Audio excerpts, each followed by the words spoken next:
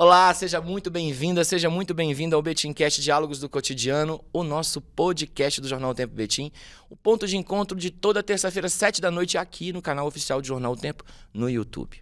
Hoje nós vamos falar sobre medicina, ou melhor, a nova era da medicina. A gente vive uma fase em que a medicina está cada vez mais humanizada, conectada e cada vez mais preventiva.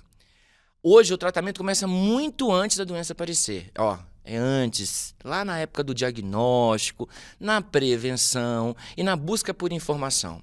E é nesse lugar aí, nesse espaço que entra o laboratório. E o papel dele é fundamental. E para esclarecer um pouquinho mais o papel do laboratório e a função dele dentro da rede Mater Dei, eu tenho dois convidados muito especiais que vão ajudar a gente a entender um pouquinho mais o papel, a importância do laboratório e dessa medicina preventiva, a nova era dela, que a gente vai falar, a medicina 4P. Sejam muito bem-vindos, Flávia e Caio, e eu vou apresentar vocês agora. A Flávia Cerqueira Massotti é médica patologista da rede Mater Dei, da rede Mater Dei, Betim, Unidade Betim e Contagem. E a gente tem também o Caio César, que é supervisor do Laboratório de Patologia Clínica, também da Unidade Betim Contagem. Sejam muito bem-vindos. Muito obrigada. Obrigado. Bom dia.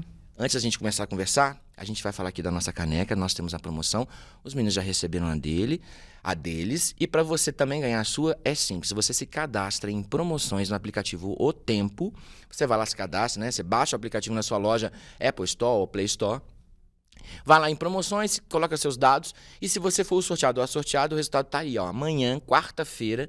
E se você for, né, o presenteado, você vai na redação do Jornal O Tempo Betim, na Rua do Rosário 182, no bairro Angola, e pega a sua caneca. Tá bom? Conto com a sua participação. Vamos bater papo? Podemos? Podemos. Então vamos lá. Queria que vocês se apresentassem um pouquinho, falassem um pouquinho da história de vocês na rede Mater Dei, quando que chegaram, quanto tempo trabalham e o que fazem. Bom, eu estou no Mater Dei desde 2011, né? Já tem 14 anos. Quando eu comecei o laboratório, só existia o Mater Dei Santo Agostinho, e hoje nós já somos aqui em Minas Gerais 4 unidades, né? Santo Agostinho, Contorno, Betim e Nova Lima. E o laboratório foi acompanhando esse crescimento. O Mater Dei já tem laboratório externo, que a gente fala, desde 97. Fica numa casa ali na Avenida Barbacena, do lado do Mater Dei Santo Agostinho. E a gente aproveitou já a expertise que a gente tinha com o laboratório funcionando dentro do hospital, próprio do hospital, e replicamos esse modelo para as outras unidades e fomos crescendo junto. E temos também o laboratório nas unidades que estão sendo construídas pelo Mater Dei. O laboratório, eu já tenho mais de 25 anos de profissão. Trabalhar dentro do hospital é muito desafiador para a gente, pelo tempo, pelas demandas, mas é muito interessante para a assistência e para uma integração maior do cuidado com o paciente. Então, essa que é a proposta do laboratório do Mater Dei. Bacana. E você, Caio, como que chegou? Quanto tempo trabalha? Qual que é a sua função lá? Então, primeiramente, eu sou biomédico, né? Uma profissão aí, entre aspas, nova no mercado. Eu formei em 2018, né? E entrei no Mater Dei logo após eu ter formado, né? Eu fui estagiário da rede Mater Dei de saúde na Contorno. E estou desde 2018 também trabalhando como biomédico, né? Estou na supervisão faz aproximadamente 3 anos. E tenho essa estrada aí de mexer com a parte laboratorial, tanto a parte técnica, a parte educacional, mas também a parte do controle de qualidade e também gestão de processos internos. E hoje estou comandando o laboratório do Betim Contagem. Fica aqui na Unidade Betim Contagem, né? Na unidade Betim Contagem. Para a gente começar o nosso bate-papo falando do papel do laboratório da medicina preventiva, vamos esclarecer aqui uma informação não tão popular, né? Que é a chamada medicina 4P. Flávia, conta pra gente, o que é a medicina 4P? O que ela preconiza? A medicina ela vem evoluindo porque o conhecimento vem evoluindo, né? O acesso a informações, a quantidade de dados que hoje é gerada pelos exames diagnósticos, exames de imagem, pelas consultas, pela parte de medicação, de dispensação farmacêutica. Então, a medicina vem evoluindo e até o nosso entendimento de doença mudou muito. Então, hoje, com o conhecimento que se tem, a gente consegue identificar precocemente as doenças, tratar fatores de risco, fatores que são protetores também, desenvolver fatores protetores e, com isso, minimizar o impacto das doenças crônicas, que são as doenças do envelhecimento da população, tipo hipertensão, diabetes. Então, a medicina 4P ela é focada em 4 pilares, né, que a gente chama, que é promoção da saúde. 1P, promoção. 1P, promoção. O segundo é predição. Né? A predição significa, a partir de dados, você prevê o que pode acontecer. A personalização, que ela é direcionada, mais específica para cada pessoa, para a necessidade dela. E eu acho que o mais importante é a participação, né? A participação do paciente em conhecer sobre sua saúde, em conhecer sobre o seu corpo, saber como que funciona, escolher melhor aqueles fatores protetores e como mudar seu estilo de vida também para poder ter uma longevidade maior com qualidade de vida. Quando a gente fala dessa medicina, esse P do preditivo, né? Ele fala muito da análise de dados, né? Sim. Que é onde a gente esbarra na questão do laboratório, que eu creio que seja o espaço, né, rico, né? Sim. Onde esses dados estão. Para quem está em casa e talvez não tenha tanto entendimento, por que da importância dessa análise desses dados? Assim? Por que a medicina ela é tão fiel aos dados, às informações que são provadas, né? Por que isso é tão importante? A questão da informação provada ela é uma parte da avaliação na medicina, mas ela é uma parte muito significativa. Ela é como se a gente costuma dizer que a gente precisa ter dados basais de cada pessoa para a gente poder acompanhar a evolução dela ao longo da vida. Então, por exemplo, minha pressão é mais baixa, minha pressão é 11/6. Então, para mim, se eu tiver um aumento de pressão, minha pressão for 14/8, 15/10, para mim é muito, porque não é o meu perfil. Agora, se já tem uma pessoa que já tem uma pressão mais alta, às vezes um pequeno aumento não vai ser tão significativo. E a forma como a gente hoje faz o diagnóstico, o exame laboratorial é muito importante. Assim, ele fundamenta muito o diagnóstico e daí vem os dados. Isso é uma evolução e, ao mesmo tempo, é um desafio no sentido da quantidade de dados que a gente gera, como armazenar, como usar esses dados no sentido de trazer mais informação inteligível, né, para as pessoas saberem como que está, de fato, a saúde delas. Então, a questão da mensuração, ela ajuda para a gente identificar se tem uma doença, para a gente descartar uma doença. Então, tem exame que a gente faz que vai dar negativo, e a gente quer que dê negativo, mas a gente precisa descartar uma doença. Dando um exemplo, né?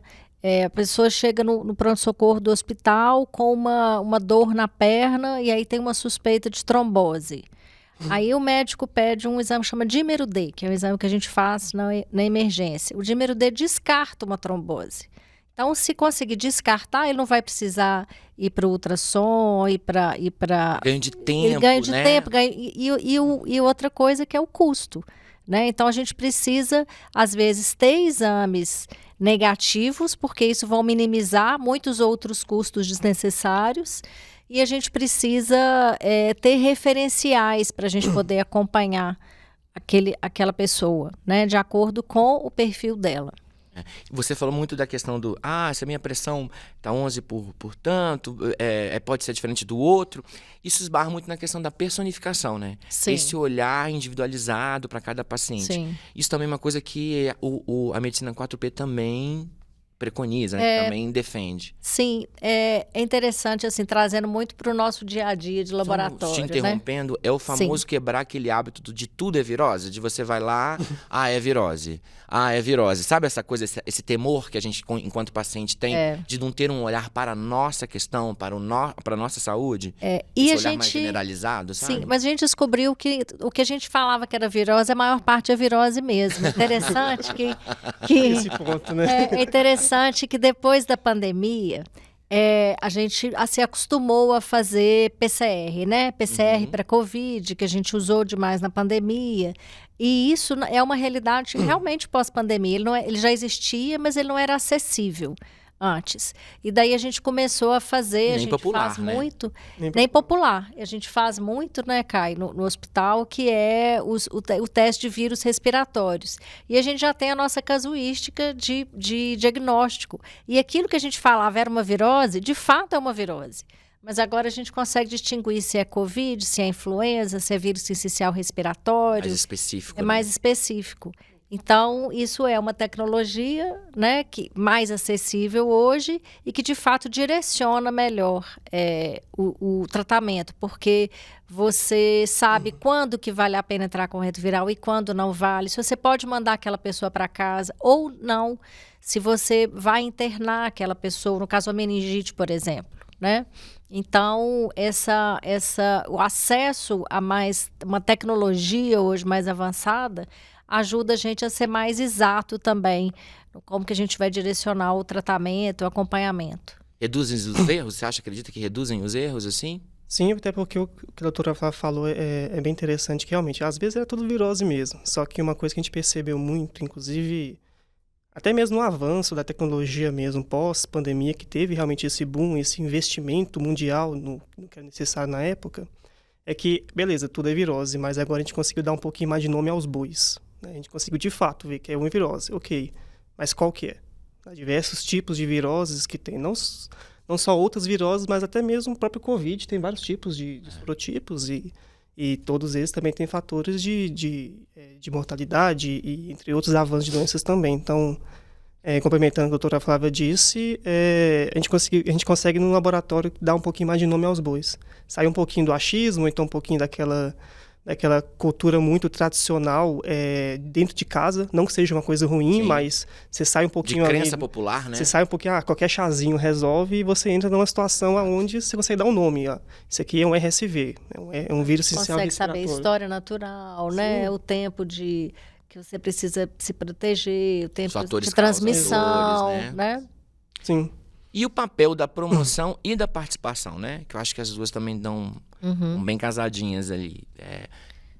Queria que vocês falassem um pouquinho disso, assim, na realidade. E principalmente a questão da participação.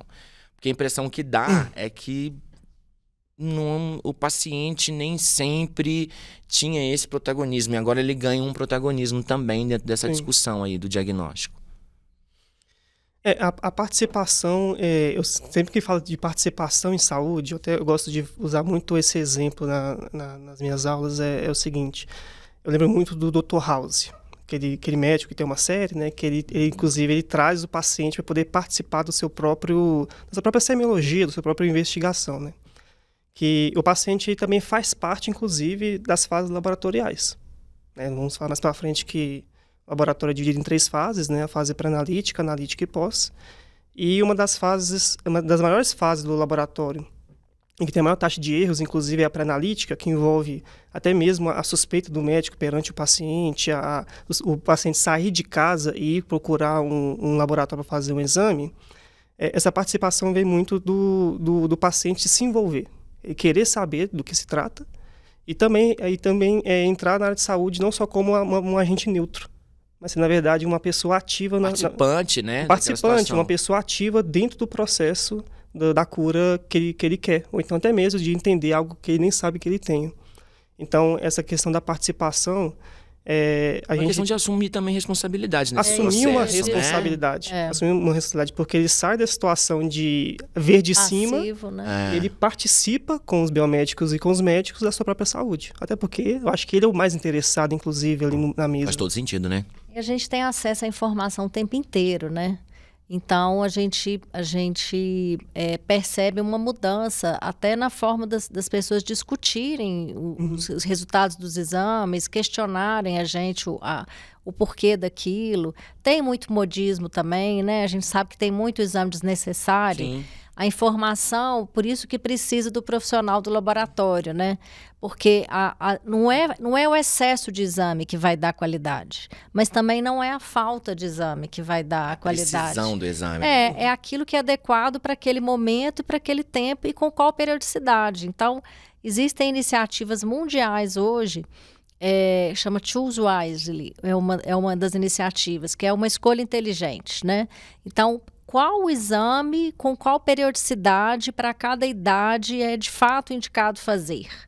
Então, não é que você tem que fazer uma batelada de 40 exames todo mês, mas a gente fala muito, principalmente assim, saúde do homem, que é uma coisa que a gente sempre tem que reforçar, né? Que às vezes deixa para o cuidado no momento que já tem o sinal da doença, que você já vai ter que fazer, às vezes, um tratamento mais invasivo. E se você fizer alguma revisão, a consulta, que eu acho que ela nunca é dispensável, eu acho que ter uma relação com o médico, isso é fundamental, justamente para personalizar, né? Porque senão fica um pacote igual para todo mundo. O humanizado aí exige esse contato pessoalmente, né? Não tem como ser um atendimento humanizado se vocês estão distantes, né? E diante de informação, as pessoas têm escolha. Sim. Né? E aí elas podem fazer escolhas mais Melhores, saudáveis. né? A gente está falando muito dessa questão da nova era da medicina, mas a minha dúvida é se essa questão do papel da medicina preventiva caracteriza exatamente essa nova fase ou tem mais elementos. O que de fato é o papel da medicina preventiva frente à curativa, por exemplo? Eu acho que primeiro muda o papel da própria pessoa que está no centro do cuidado, né? Então, a gente falou já da humanização e da personalização, então, da participação, né? Então, primeiro, a pessoa está no centro do cuidado. Segundo, hoje a população está envelhecendo, né? O Brasil está envelhecendo muito mais rapidamente do que outros países foram envelhecendo, e né? talvez não esteja nem preparado para isso, né? E com certeza não está preparado para isso. De previdência, a pirâmide etária já está bem diferente. E do ponto de vista de tudo mesmo, até de prestação de serviços, né? De acessibilidade, mobilidade urbana. As camadas são bem profundas. E isso para a medicina significa um ônus muito grande, né? A gente vê essa questão do sistema previdenciário, o ônus é muito grande. E a gente não quer só poder envelhecer, a gente quer poder envelhecer bem, né? Com atividade, trabalhando, né? Tendo músculo para poder fazer as coisas, tendo autonomia. A famosa qualidade de vida, né? Com a qualidade de vida, que é como a OMS define a saúde, né? A saúde não é você estar livre de doença, né? É você poder viver bem do ponto de vista biopsicossocial, espiritual, né? Então, a medicina, ela precisa buscar esse olhar, porque eu formei em 98, né? Nossa formação ainda era muito focada na doença, né? E hoje a gente precisa olhar para a pessoa, tratar a pessoa e trazer para ela escolhas e oportunidades para que ela possa viver bem. Então, a gente precisa aprender a olhar para a saúde. O que significa saúde? Né? Que tipo de atitude, que tipo de hábito, me relacionar bem com minha família, com meus amigos, com as pessoas que eu escolho, é um hábito excelente para a saúde, né? Fazer atividade física, né? Assim, para todos os riscos que a gente tem de envelhecimento, a atividade física ajuda demais e é preventivo. Então, o olhar da medicina precisa mudar no sentido de dar mais autonomia de escolha e que as pessoas tenham uma informação de qualidade para que elas possam direcionar o tratamento, né, o cuidado delas. Mas ainda assim, entendendo que é preciso ter uma tomada de responsabilidade com relação a todas as escolhas que a gente vai fazer, Sim, né? sem dúvida. Que é fundamental também para você ter qualidade de vida, você faça escolhas melhores, né? Sem dúvida. Nesse sentido. Vamos falar agora o papel do laboratório ao longo da vida? Então, eu queria que vocês falassem, você do ponto de vista operacional e você do ponto de vista clínico. Ele acompanha, basicamente, o ser humano, né? O indivíduo, o paciente, bem antes do nascimento, né? Então, já vamos começar ali. O pré-natal, ele já é uma participação do laboratório na vida do indivíduo? É quando a gente começa a tomar contato com aquela pessoa que ainda vai nascer, né? Então, a gente tem que fazer a prevenção de doenças infecto-contagiosas que podem transmitir da mãe para o bebê. Rubéola, toxoplasmose, citomegalovírus, hepatite. A mãe precisa ser monitorada pelo risco de diabetes gestacional, pelo risco de complicações na gravidez. Então, isso tem um protocolo já muito bem definido, que começa aí no pré-natal e vai preparar basicamente o bebê para nascer. né? E aí várias intervenções às vezes precisam ser feitas nessa fase, que é a fase significativa de formação, né? Então, dependendo do trimestre, a gente tem riscos maiores de malformação, que inclusive podem ser secundárias à transmissão de patógenos mesmo, né? Então, precisa ter esse cuidado de proteger a formação do bebê e de proteger a saúde da mãe. Somado a isso também tem um papel do laboratório na parte do pré-natal que é muito importante, que os exames laboratoriais eles também até muitas vezes ditam um pouquinho as regras até mesmo de qual parto vai ser, se é cesárea ou vaginal. Tanto que um dos exames que são feitos no pré-natal são exames que o laboratório vai estudar a microbiota, né, vulgo qual que são as bactérias mais comuns naquela pessoa e na região vaginal daquela gestante. Isso muitas vezes pode ditar se o parto, ele por segurança, vai ser uma cesárea ou vaginal, para impedir realmente riscos que podem colocar no bebê durante o momento obstétrico. Então, a gente consegue ver tudo isso com os exames laboratoriais para proteger mesmo, até a mãe também, claro. Ter e o bebê. essa certeza, né, da saúde dos dois ali nesse processo. E desde quando é indicado o pré-natal? E quantas vezes? Sou um pai de primeira viagem, não sei nada sobre isso. Doutora, como que é a vida do pré-natal? A mulher descobriu que está grávida. Primeiro, quando ela descobriu que ela está grávida, ela descobriu fazendo HCG, né? No laboratório. Que é um dos testes mais antigos que a gente tem, né? E aí ela vai ao pré-natal, se for tudo ok, se for um pré-natal que não for de alto risco, ela vai fazer exame ali a cada 2, 3 meses, né? Tem o primeiro trimestre, segundo trimestre, terceiro trimestre. E é um momento também que a gente é um pouco, não é exatamente o nosso contexto, mas está dentro do escopo do nosso trabalho, que é a vacinação também. Uhum. Né? Interfere, né? Tá ali próximo. Que interfere, e tem as vacinas específicas também, as que podem e devem ser dadas na gestação, né? E logo que o neném nasce, aí também a gente já começa a fazer as triagens.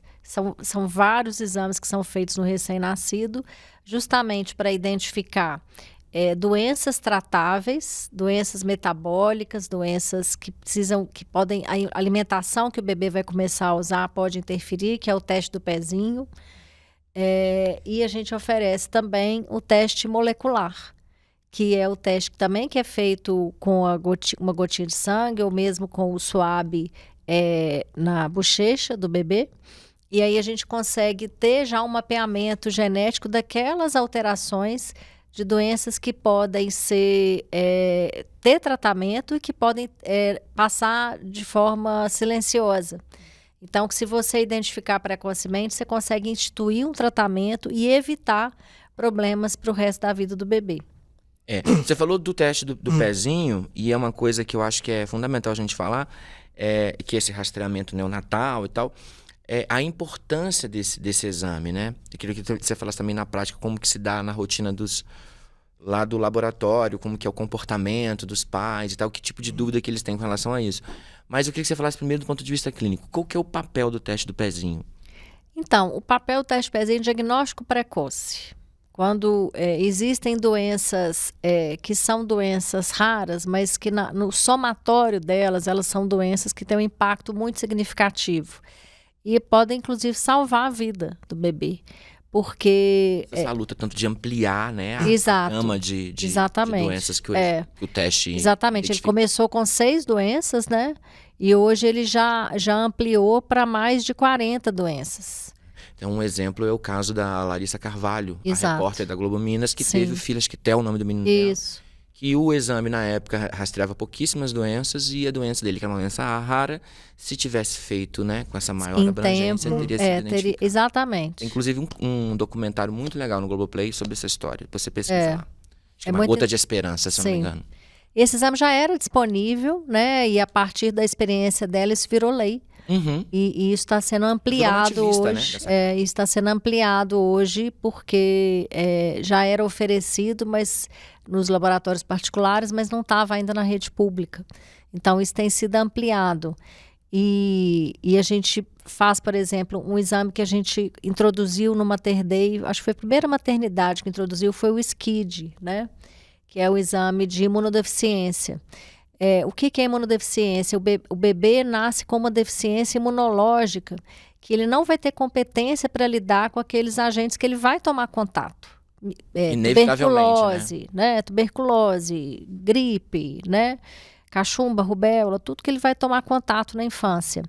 Então, a identificação dessa imunodeficiência literalmente salva a vida do bebê, porque ele vai entrar dentro de um protocolo de tratamento, imunização e de proteção que vai evitar com que mortes no primeiro ano de vida por pneumonia e ao longo da vida dele. Então, é uma possibilidade que é dessa geração, né? Dessa geração. Uma conquista, né? É uma conquista de que isso, assim, a gente passou da fase já, apesar de ter um retrocesso na vacinação, mas a gente aumentou demais. A vacinação é a iniciativa que mais impactou na longevidade humana, iniciativa isolada, né? A questão da alimentação no primeiro ano de vida e a questão das doenças infecto-contagiosas, né? Quantidade de bebê antigamente que morria de diarreia e pneumonia, às vezes não conseguia chegar no primeiro ano de vida. Então, esse diagnóstico, ele é um diagnóstico que literalmente assim, contribui para aumentar a longevidade, porque evita aquelas mortes evitáveis, né, do primeiro ano de vida. Eu acho interessante complementar que, junto com essa parte neonatal que a gente está falando da medicina preventiva, até mesmo o teste do pezinho, o SCID, que tem toda essa questão da capacidade imunológica do bebê, até mesmo de absorver Fundamental, né? Fundamental para ver se o bebê vai ter capacidade de converter uma vacina realmente em anticorpos. Mas ainda mais para a gente que é da área mais hospitalar, a gente tem realmente neonatos, né? Temos que lembrar dos prematuros, temos que lembrar de uma característica do ser humano, é que o bebê não nasce tão pronto para a vida igual outros animais. Então, o crânio, o próprio pulmão, entre outros órgãos do sistema imunológico, é um deles, o mais crítico, e não nasce pronto. E muitas vezes o laboratório participa assim que o bebê nasce, porque como o bebê não nasce pronto, no sentido metabólico, biológico coisa, como todo, tem muitas outras questões, até mesmo a própria icterícia, ela pode prejudicar o bebê ali e ele não tem culpa disso. É natural que o bebê comece a ter destruição das hemácias e aumenta a bilirrubina e causa o famoso bebê amarelo, né, que é uma doença neonatal. E é o laboratório que vai monitorar isso assim que o bebê nasce. Então, é interessante que isso não é só questão de hospital, que muitas vezes pode acontecer, eu já vi casos assim, inclusive, que o bebê nasceu, fez exames laboratoriais, a bilirrubina estava ok, foi para casa, 2 dias no hospital, foi para casa, recebeu alta, mas 4, 5 dias depois a bilirrubina subiu. E aí... É a história natural dela. Quando começa o metabolismo, que geralmente vai ter icterícia neonatal. Isso. E aí no Mater Dei existe a consulta do 5º dia. Então todos os recém-nascidos voltam ao hospital para poder fazer esse monitoramento. Também é feita a avaliação da mãe, né, do pós-parto. E aí é quando a gente colhe o teste do pezinho, quando a gente colhe o SCID, se for fazer o teste genético é quando a gente colhe também. E daí a gente evita a maior parte das complicações que acontecem no primeiro mês de vida. Só com essa iniciativa de fazer uma reavaliação nesse momento. E na adolescência, na infância e na adolescência, qual que é o papel do laboratório nessa fase da vida? Aí o laboratório vai ter mais um papel de monitoramento, principalmente alimentar, né? Hormonais também. Hormonal, né?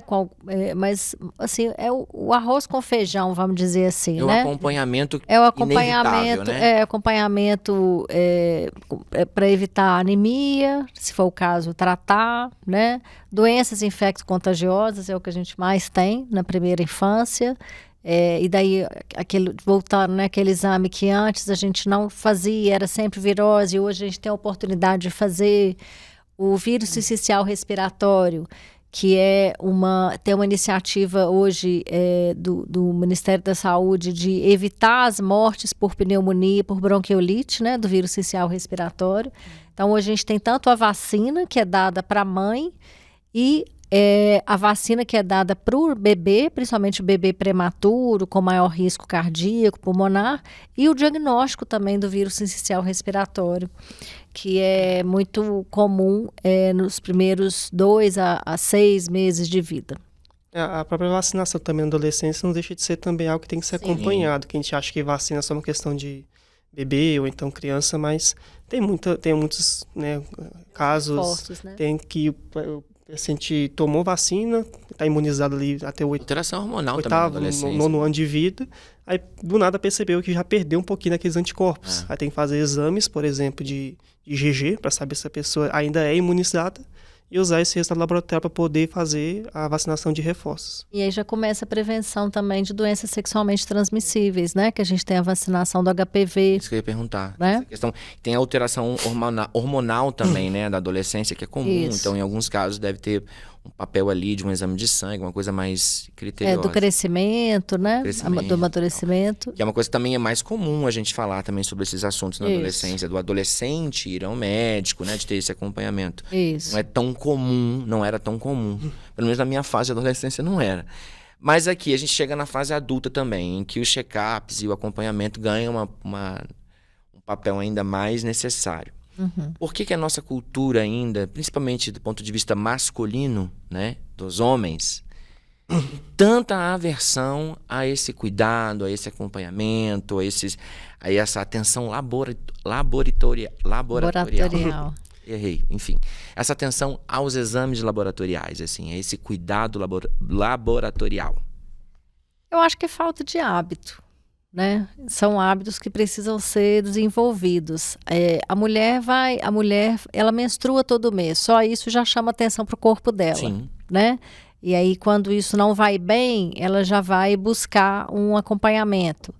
A mulher faz um exame preventivo todo ano, né, de prevenção do câncer de colo de útero. O homem não faz essa prevenção, porque os principais cânceres masculinos eles vão acontecer mais na segunda metade da vida. Câncer de próstata, que é o mais comum, né, pulmão, intestino e tal.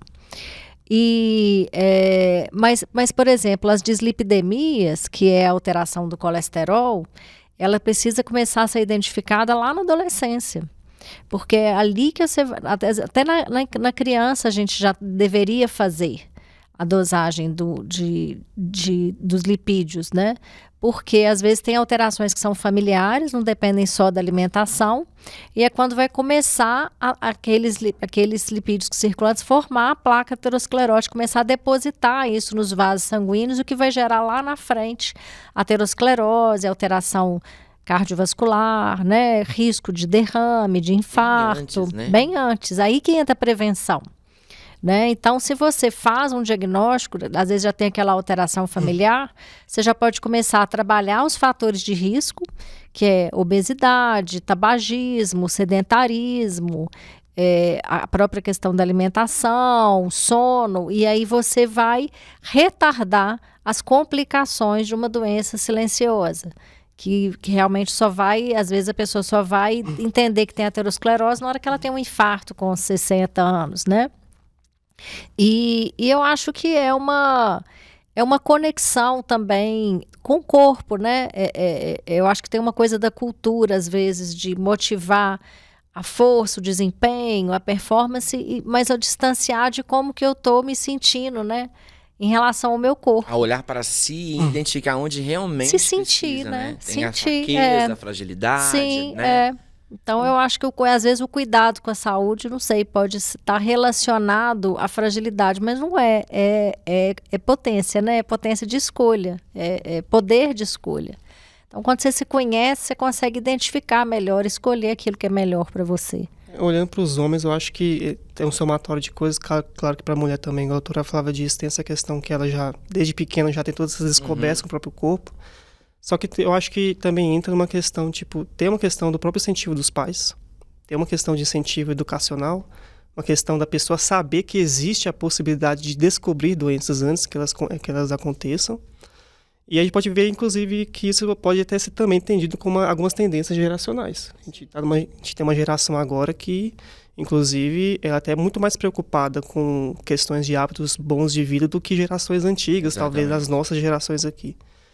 E aí, a atividade física virou uma nova balada, né? Virou uma nova balada, as pessoas se encontram para poder correr. Né? Correr. Imaginar isso né? nas pessoas da minha idade, exatamente. da sua, do seu, talvez não é tão comum assim. Então entra uma questão geracional, uma questão de educação, uma questão mesmo de promoção da saúde, igual eu falei. Às vezes aquela pessoa de 18 anos nem sabe o que é o check-up, ou então nem sabe qual a função do laboratório na sociedade. Às vezes a população sabe um pouquinho mais por causa da pandemia. Foi onde o laboratório mais brilhou, assim, né? O pessoal descobriu a função dos exames laboratoriais.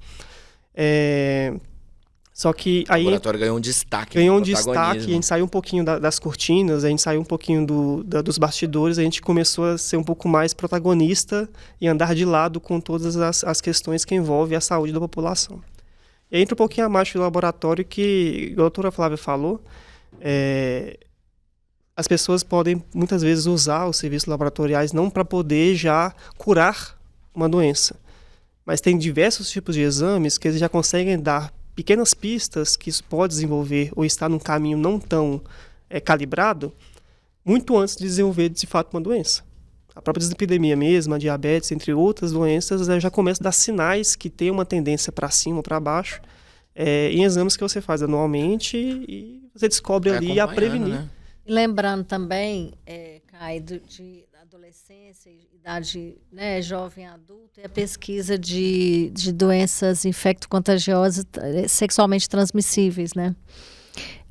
Que a gente vê a epidemia de AIDS no Brasil aumentando, a epidemia de sífilis aumentando, porque os jovens não conviveram com a AIDS, né? E não conviveram com sífilis terciária, secundária, igual os meus pais conviveram, né?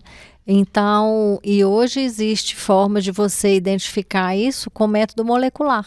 Quer dizer, você fazendo esse exame, às vezes você teve uma relação desprotegida, você tem condição de fazer esse exame e evitar de transmitir para outras pessoas e tratar também antes de dar alguma alteração do parto, alteração de transmitir para outras pessoas. Então, isso eu acho que para a juventude aí, eu acho que deveria estar no leque também. Na prioridade, né? Lista de prioridades. Do ponto de vista laboratorial, isso é muito importante, quando a doutora Flávia disse que tem esses exames moleculares, é legal que a população saiba que isso mostra um pouquinho, inclusive, da nossa força tecnológica, o que são esses métodos moleculares? A gente pesquisa de forma específica e exclusivamente o material genético apenas daquilo que nós estamos pesquisando. Então, você tira, por exemplo, você não tira, mas você reduz a quase zero, você ter liberação de exames de forma incorreta, onde você quer pesquisar, por exemplo, o vírus da AIDS, mas você achou, sei lá, a bactéria que causa sífilis. E você não tem essa confusão de material genético. Então, o laboratório cresceu muito nesse sentido nos últimos anos, de você conseguir ter exames mais sensíveis e mais específicos. Quando a gente fala sensível, né? Quando a gente fala sensível, é de identificar antes de causar uma doença, né? A sensibilidade. E mais assertividade é do que você identifica se é aquilo mesmo, né? É o que a gente conversou muito de falso positivo e falso negativo. Caio, um dos principais diferenciais do Mater Dei é o atendimento laboratorial 24 horas. Conta pra gente aqui na prática de quem vive essa realidade todos os dias, a importância disso, assim, de ter 24 horas esse tipo de atendimento. Um diferencial é porque quando a gente fala de saúde no geral, e o laboratório está muito do lado disso, é que o tempo de liberação de exame, ele participa ativamente na qualidade também da terapia. Então, o laboratório 24 horas por dia, né, o de segunda a segunda, 24 horas por dia, ele traz esse benefício, esse diferencial que os exames laboratoriais vão ser liberados de forma muito mais rápida, muito mais in time. Isso ajuda, inclusive, o médico, os membros do corpo clínico a tomar decisões mais assertivas e mais rápidas também. Uma vez que, muitas vezes, quanto mais rápido, quanto mais de forma prática o médico tem em mãos um resultado laboratorial, ele já consegue tomar decisões clínicas curativas, ou até mesmo outras propedêuticas para poder curar o paciente. Essa questão do tempo tem o protocolo clínico que a gente tem definido dentro do hospital. Quando a gente fala, por exemplo, o paciente chega com risco de infarto, com risco de um AVC, de um derrame, A gente tem o tempo pré-definido que a gente tem para entregar os exames para poder aquele paciente rapidamente ser diagnosticado e às vezes ele já vai para o bloco, às vezes ele já vai para a hemodinâmica e com isso salva uma vida. Esse né? ganho, eu ia perguntar isso, esse ganho de tempo significa Salva salvar vidas, né? E a gente tem a possibilidade de hoje fazer diagnósticos também, por exemplo, no pronto-socorro, que evita uma internação, né? Às vezes você já faz um teste molecular desse que a gente conversou, o paciente já pode ir para casa. Ambulatorialmente, você não conseguiria isso em tempo. Então, para um hospital funcionar, é necessário que tenha um laboratório 24 horas. Como que é o funcionamento hoje em dia lá na unidade Betim Contagem? Assim, quantas pessoas em média estão envolvidas? Quantos setores? Então, no laboratório da unidade Betim Contagem tem uma equipe de biomédicos e uma equipe de técnicos de laboratório de patologia clínica, né? Tem média de 15 a 20 pessoas, a gente trabalha em forma de plantões. Por plantão, né? Plantão, isso. E cada plantão é responsável de dar continuidade na entrada e saída dos exames laboratoriais. Em média, quantos por dia exames passam pelas mãos de vocês, assim? Olha, somando, por dia, dá mais ou menos entre 2.000 e 2.500 exames por dia. Somando no mês, atualmente a gente tem uma média mensal de 48.000 a 50.000 exames que a gente realiza a cada mês. E conta como que é a relação de vocês com os pacientes, assim.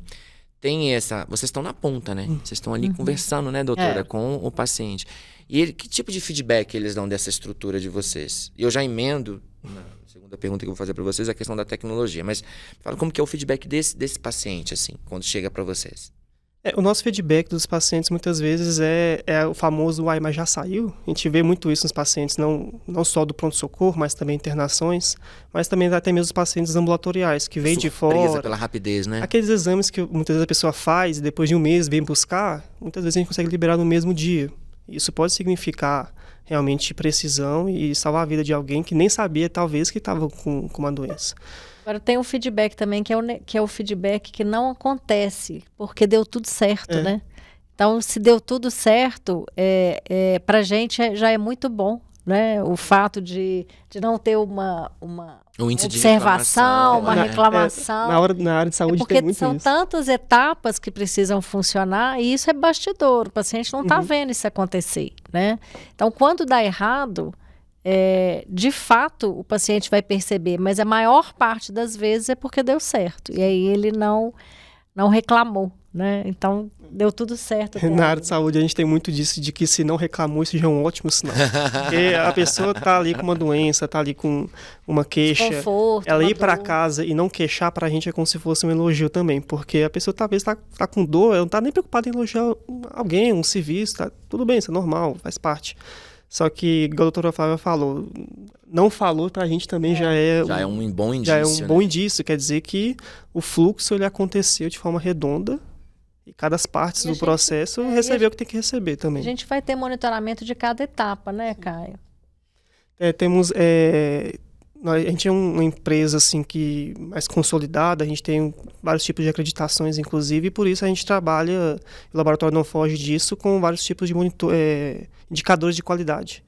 Então, nós fazemos uma gestão do nosso controle de qualidade com indicadores que a gente mensura mensalmente, para poder saber se nós estamos, inclusive, num ritmo e também entregando resultados ou então outros tipos de mensurações dentro de um prazo que a gente acordou com o nosso cliente. Tem algum tipo de diferença no atendimento de um paciente, por exemplo, de eletivo para um ambulatorial e até mesmo de urgência? Tem uma diferença nesse tipo? Ou o protocolo, o atendimento é o mesmo? Não, ele não deve ser, inclusive, igual. O motivo pelo qual ele está ali, obviamente, são diferentes, sim, né? Sim. São situações diferentes, mas o atendimento é o mesmo? Então, quando se fala de entrega, ele não é o mesmo e também não deve ser. Até porque os pacientes têm queixas diferentes, inclusive isso vem da personalização do atendimento que a gente falou no começo, que um paciente que tem uma queixa verde, mas um paciente chega a ter uma queixa vermelha, eu falo essas cores como se fossem graus de indicativos, né? de gravidade, aí não seria nem muito também ético a gente tratar isso da mesma forma. Tem priorizações diferentes. Priorizações diferentes. Como chama o protocolo?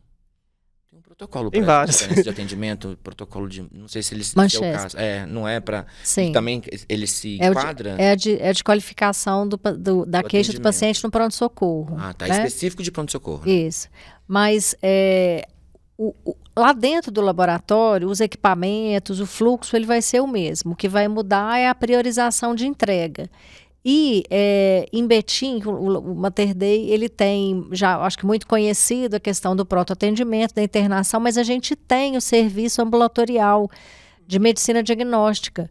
Então, mesmo que o paciente não esteja internado, ele pode acessar o serviço do hospital pela medicina diagnóstica e aí ele vai ali fazer o atendimento do laboratório, do raio-x, do tomografia, do ultrassom, né? E tem consultórios também. Então, o Mater Dei Betim, ele tem essa característica de ter um atendimento ambulatorial muito significativo.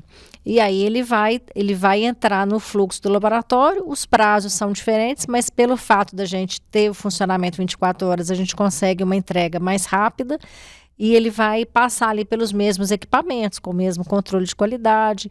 A diferença é a entrada e a priorização da execução do exame de acordo com o nível de urgência. Entendi. Vamos falar agora de um processo que eu acho que é o de todo mundo que algum dia já passou por um laboratório, teve que passar por algum tipo de exame e teve que fazer o danado do jejum. Uhum. Vamos trazer essa discussão. Primeiro eu vou começar com você, Caio. Existe alguma dúvida, tem muitas dúvidas com relação ao jejum, principalmente com relação à necessidade dele. Todo exame precisa de jejum? Não são todos os exames que precisam de jejum. Isso sofre atualizações da Sociedade Brasileira de Endocrinologia, entre outras vertentes também. Mas não são todos os exames que precisam. Hoje, atualmente, os que mais precisam, continuam precisando, são os exames de glicose e alguns perfis lipídicos mudaram-se o tempo de jejum. Só que, hoje em dia, muitos exames, eu diria assim, a maioria, você consegue fazer sem a necessidade do jejum de 8 horas, que é tão conhecido. Ele é o padrão ou tem variação de tempo? Tem uma variação, isso inclusive é uma coisa extremamente importante, eu acho que é até mesmo uma coisa pouco difundida. O jejum ele é diferenciado de acordo com exames também, mas também com as fases da vida. Então, a gente não pode, inclusive, esperar de um bebê de 0 a 3 anos fazer um jejum de 8 anos igual o nosso. 8 horas. De 8 horas. Então, tem um metabolismo diferente, tem necessidades diferentes. Então, uma coisa que a gente tenta, inclusive, educar o paciente. Se o paciente é de 0 a 3 anos, existe o jejum apenas de 4 horas, ou então até mesmo intervalo entre mamadas. É um jejum muito personalizado, vai de acordo com o exame que o paciente tem que fazer. Os pacientes de 3 a 6 anos, um jejum de 4 a 6 horas, muitas vezes também já é o suficiente. E acima de 6 anos, que já tem um perfil diferente, é o famoso jejum de 8 horas que a gente recomenda que o paciente faça quando tem um exame que precisa de jejum. Vou dar um exemplo. Recentemente eu fui fazer uns exames e jejum de 8 horas. Então, a minha última refeição no dia anterior, acho que teve sido por volta de umas 11 horas, meia-noite. E aí, eu acordo muito cedo, meu metabolismo é muito movimentado pela manhã, eu tenho as minhas refeições da manhã, faço academia de manhã, então ele é muito agilizado. Então, nesse dia, eu acordei cedo, 6 horas da manhã, 7 horas da manhã, estava pronto para fazer o exame, para colher sangue, e eu só fui atendido lá para as 2 horas da tarde, 1h pouco da tarde. Teve um problema, uma questão de funcionários, nesse dia faltaram alguns. Não foi no Mater Dei, não, né? Não foi no Mater Dei, gente. E aí foi muito caótico mesmo nesse dia, sabe? Porque eu vi que realmente foi um problema, enfim, aconteceu. Imprevistos acontecem. E, enfim, eu fui fazer o meu exame, já era 1 hora da tarde. Então, não, eu fiz o exame meio-dia. E eu saí de lá 1 hora da tarde, 1 e pouquinho da tarde. Então, vamos colocar aí. Passaram-se as 8 horas de jejum. O que isso acarreta na prática? Na prática, isso acarreta, na verdade, pode até aumentar numa mudança da qualidade do sangue como um todo, mas isso também pode levar até mesmo em aumentar a glicose do sangue do paciente. Isso deixa o pessoal muito confuso. Quanto mais tempo de jejum, a glicose não vai baixar cada vez mais, não. Só que a gente tem que lembrar o seguinte, existe um processo no nosso corpo que chama gliconeogênese, que é onde o nosso corpo vai buscar energia na falta de alimento de outras partes do corpo. Então, nós temos a glicose, a molécula que dá pra gente energia, só que na falta dela, e eu falo isso quando a gente já está com jejum acima de 12, 14, até 16 horas, nosso corpo vai começar a quebrar moléculas de gordura para conseguir a mesma glicose. Então, a glicose que a gente acha que vai abaixar muito, quanto mais tempo ficar de jejum, a gente começa, na verdade, a quebrar moléculas de músculo, de gordura, para conseguir essa mesma glicose. É importante isso que o Caio está falando, porque toda análise, o exame só termina na hora que ele é avaliado. Uhum. E essa avaliação tem que levar em conta o estado metabólico do paciente. E essa questão do jejum, ela é um protocolo muito antigo, mas foi se vendo que a maior parte do tempo a gente não está no jejum. A gente tem diminuído o intervalo entre as refeições. E aí foi se pensar, será que a gente precisa? O estado metabólico mais comum não é o sem jejum do que o com jejum? Então, toda vez que você vai fazer o exame, é importante você ver um resultado anterior, ver quanto que está diferente do seu nível anterior, e quando isso estiver muito distorcido, é muito comum você o laboratório errou. Às vezes não é que o laboratório errou, é porque um preparo que estava previsto para 8 horas de jejum, você passou a 14, 16 horas, isso vai alterar Afeta. Aí você a reflete. dosagem. No dia Então, comum, você fica de 14 horas de jejum. pois é. Então a gente precisa lembrar que existe um preparo, que existe uma condição de sono, de restrição alimentar, de atividade física, de medicamentos que a pessoa usa. Às vezes medicamentos, biotina, por exemplo, que muita gente usa como um cosmético, interfere no resultado de exame.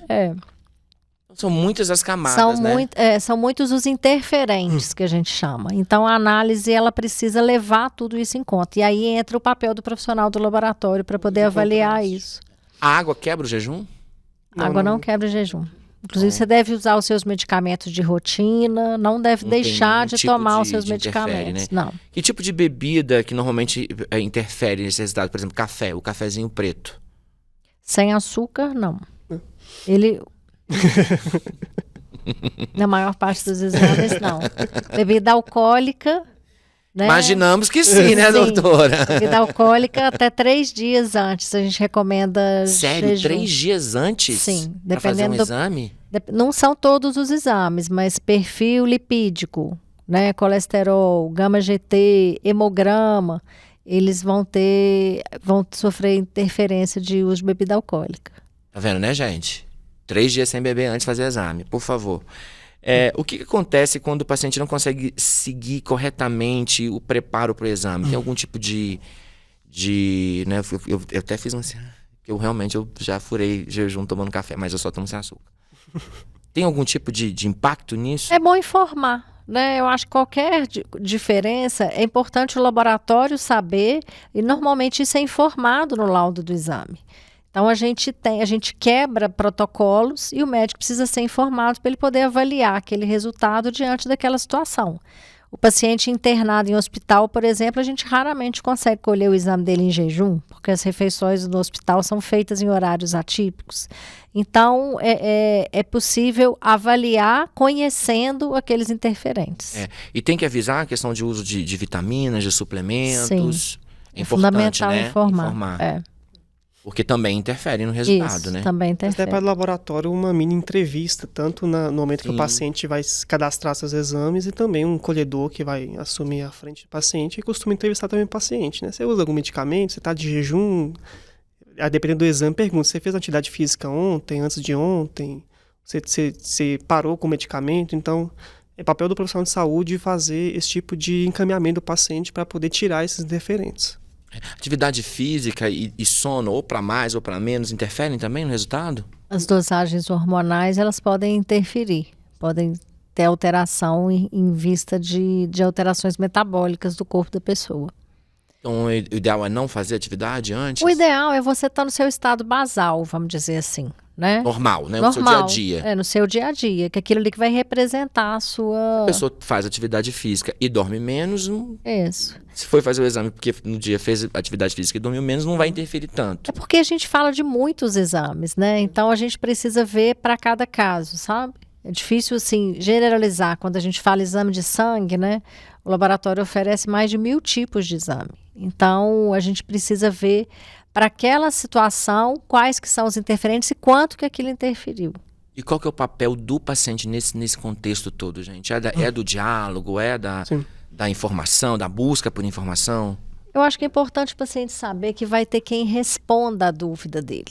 né? Quando você falou de como que é o retorno dos pacientes no laboratório, quando a gente recebe uma ligação, existe uma dúvida e a pessoa liga, para a gente é um presente, porque a gente tem a oportunidade, de fato, de participar e de informar o paciente.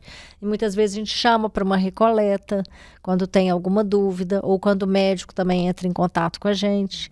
Então, entender que o erro de laboratório, que é muito famoso, né? Troca de amostra, trocar minha amostra, às vezes não é isso, né? Às vezes é o horário que colhe, muda o resultado daquele exame. Tudo que interfere ali no metabolismo do paciente pode ter algum interferente no resultado. Para nós é muito bom quando o paciente ele é ativo, ele é curioso. A gente adora responder esse tipo de pergunta porque é uma coisa que chega muito pouco na população, assim. Traz informação pra gente, né? Sim, a gente já tem...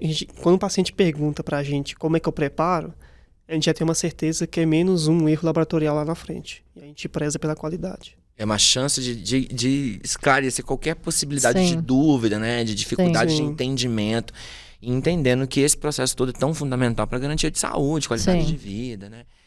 E a assertividade mesmo dos resultados desse exame, né? E não tomar decisões equivocadas, né? Um dos riscos que a gente tem, inclusive com o excesso de exames e de exames desnecessários, são práticas em pacientes saudáveis, práticas que podem levar ao adoecimento. Então, o uso equivocado de uma vitamina, de um implante hormonal, né? De algum procedimento que não tem uma validação, baseado num resultado de exame, isso, um paciente saudável, ele pode vir a ser doente em função disso. Até mesmo o próprio excesso de atividade física também pode prejudicar Sim, forma negativa os exames laboratoriais. Bom, eu queria que vocês deixassem, a gente tá chegando na nossa reta final da nossa conversa, né? Toda conversa boa, tem hora pra começar, mas também tem hora pra acabar. Mas eu queria que vocês deixassem uma mensagem, você começasse também, Flávia, falando da importância das pessoas, né? Tanto quem é da área médica, ou que também não lida tanto com laboratório, mas também com os outros, com quem é paciente, com quem tá no dia a dia e principalmente quem tem uma certa dificuldade de entender a importância da prevenção para garantia de saúde e mais qualidade de vida, de longevidade, né, de uma forma geral. Que você deixasse essa mensagem para as pessoas.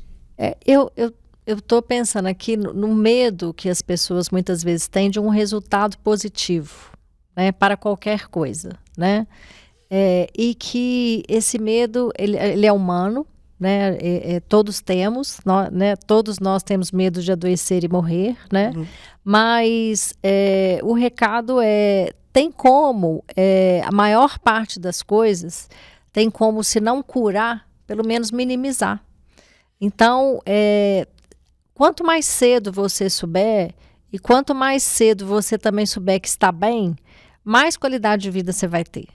Né? Então, eu acho que é trazer para uma consciência mesmo, da gente cuidar da vida enquanto a gente está saudável, né? E não deixar para ter essa preocupação depois que, às vezes, a gente já está com uma chance menor de cura ou tratamentos mais dolorosos, né? Então, eu acho que realmente o cuidado vale a pena ser feito. E você, Caio, deixa um recado para a galera para a importância do check-up, de procurar um médico, de fazer ali seus exames e suas consultas em dia e deixar uma mensagem para quem está em casa. Claro. Primeiramente, só reforçar que nós da Rede Matéria de Saúde, a gente está disponível para poder atender a população como um todo. A gente aqui na Grande BH, a gente não atende só em Betim-Contagem, mas também nós temos laboratórios ambulatoriais e hospitalares também em BH. Então, tanto na unidade Santo Agostinho, tanto na unidade de contorno Nova Lima e Betim-Contagem, nós temos laboratórios para poder atender os pacientes. Suprir essa demanda, né? Essa demanda grande de BH. E não ficar realmente com medo do resultado laboratorial, ou então achar que só porque não está sentindo nada, não tem algo a ser monitorado ou investigado. Tem muitas doenças que começam de forma silenciosa e só mesmo o laboratório, com toda a sua tecnologia, tem a capacidade de mostrar que algo está saindo do controle. É importante a gente falar também da dor, né, cara? A dor. Que é o principal medo, né, do exame laboratorial. A gente trabalha com um sistema de coleta que é o mais indolor que existe. Olha... E ele é adaptável, inclusive, para neonato, no sentido de trazer um melhor conforto, que entra dentro da humanização. Sim, claro. Né? Então, às vezes as pessoas ficam muito impressionadas também com a quantidade de sangue que tira, né?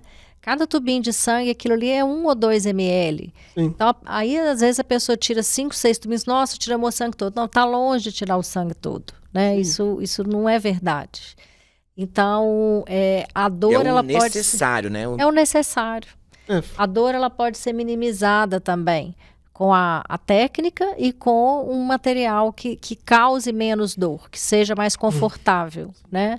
E é muito rápido, né? Então, esse também não é um motivo. Não fazer. Os tempos médios de coleta não duram mais de 1 minuto, 1 minuto e meio, e essa dorzinha aí da própria coleta de sangue que nós usamos, inclusive, equipamentos que minimiza isso, eu acho que ela, inclusive, é muito menos relevante do que a dor, por exemplo, de descobrir uma doença já avançada, ou então deixar realmente de se cuidar e prever o que pode acontecer com você. Então, são escolhas que a gente tenta educar a população a fazer suas próprias escolhas e também querer se cuidar cada vez mais. Meninos, muito obrigado pela participação de vocês, foi um prazer a gente bater esse papo. Que vocês deixassem olhassem para suas respectivas câmeras, deixassem uma mensagem. Afinal de contas, esse é o último episódio nosso antes do Natal. Então, que vocês deixassem uma mensagem de boas festas para a galera. Primeiro as damas. Bom, queria agradecer o convite, foi muito gostoso participar, foi muito gostoso falar do que a gente faz, com muito amor e com muito compromisso. E aproveita aí antes do Natal para você ir lá se cuidar. Nos visite. Bom, foi um prazer participar dessa conversa aqui. Nossos laboratórios eles funcionam de segunda a sábado, né? Então, se você não consegue de segunda a sexta, nós também atendemos de segunda a sábado, de 7 às 11 da manhã, em todos os Mater Days aqui da Grande BH. Nós estamos de portas abertas para poder receber vocês e poder atender vocês da melhor forma possível. Muito obrigado mais uma vez pela participação.